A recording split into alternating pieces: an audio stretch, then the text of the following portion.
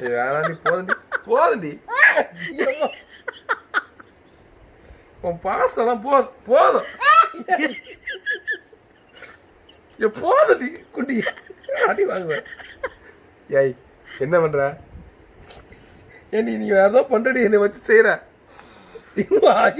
முறுக்கிறாள். ஏய் ஏய் ஏய் என்ன பண்ற?